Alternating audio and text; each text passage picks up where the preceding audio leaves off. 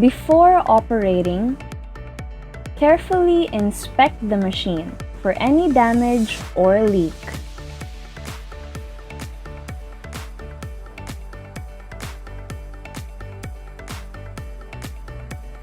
Fill the tank with water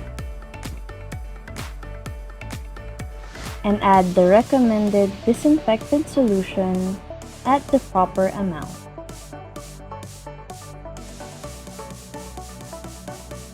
Plug the machine into a power source.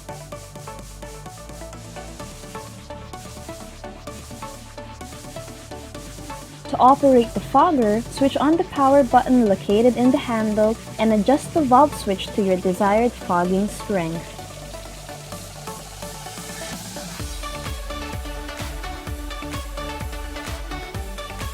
During fogging, make sure to operate the machine facing away from the wind to allow the liquid to project properly.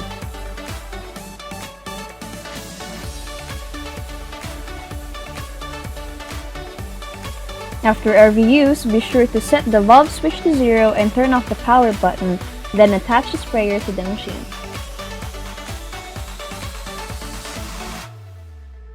And lastly, unplug the machine power cord from the socket.